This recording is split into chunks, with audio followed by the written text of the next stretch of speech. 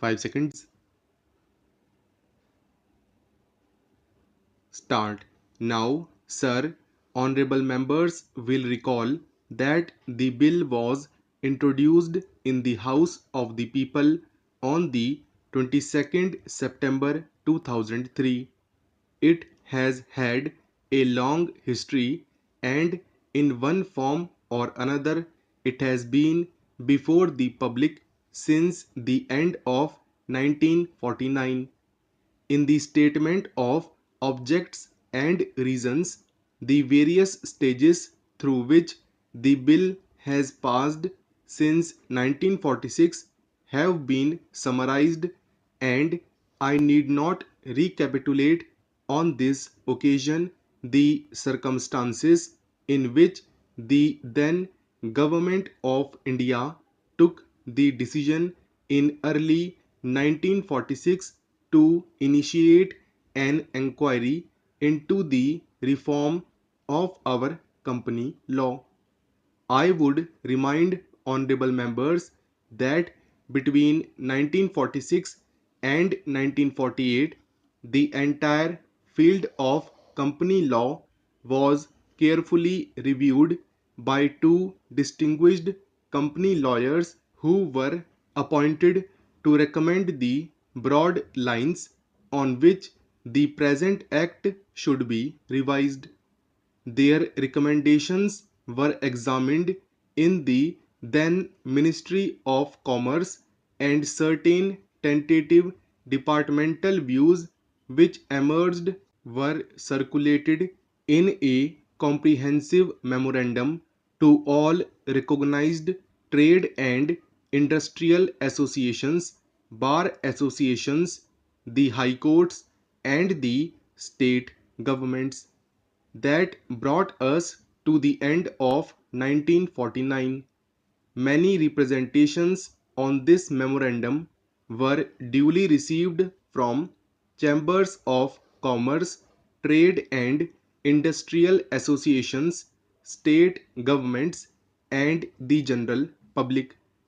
At the end of 2000, the Government of India appointed a committee under the chairmanship of Shri Bhabha to go into the entire question of the revision of the Companies Act with particular reference to its bearing on the development of trade and industry in this country.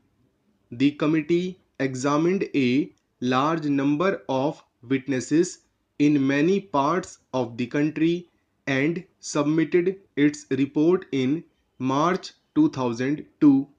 This report again was circulated to all state governments, chambers of commerce, trade associations, high courts, and many other bodies.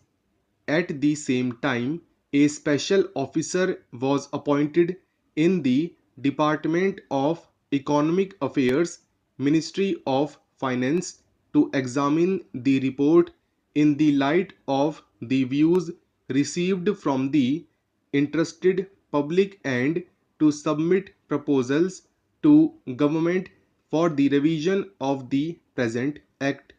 The bill now before the House is largely on the recommendations of the Company Law Committee, modified in a few particulars. Honorable members will notice that so far as public relations go, the bill has covered adequate ground.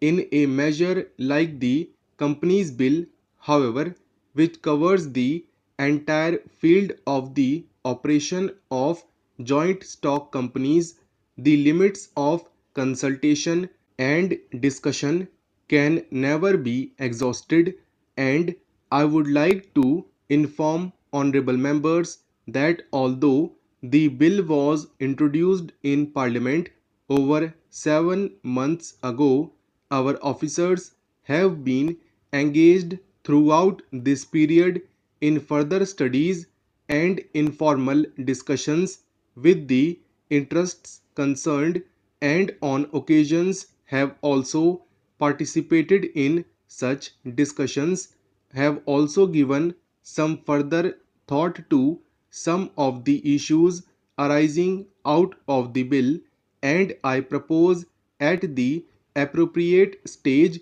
to bring before the select committee any changes in the provisions of the bill which seem to me to be worthy of consideration in the light of this further examination.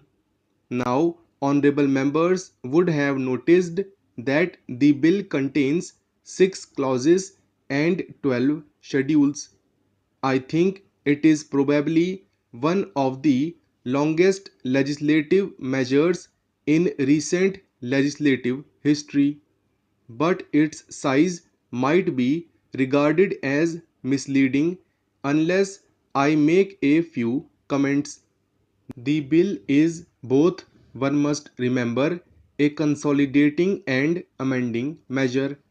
As mentioned in the statement of objects and reasons, this is the first opportunity which has occurred since 1923 for the consolidation of the Companies Act.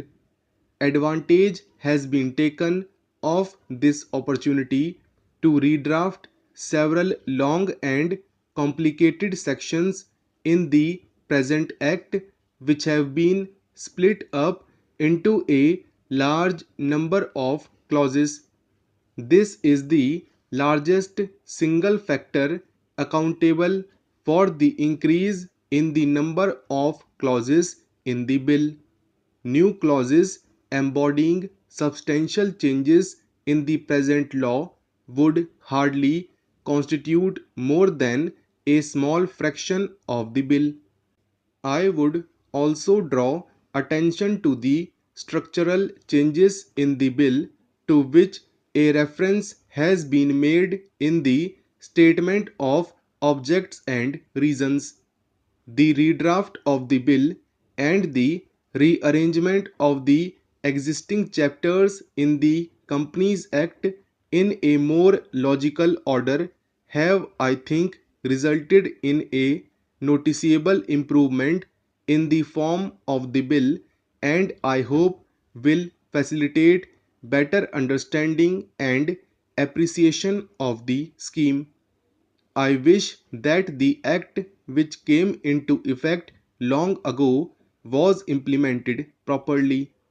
I know that the minister here is very earnest in implementing it, but unfortunately, his colleagues at the state level are disappointing him.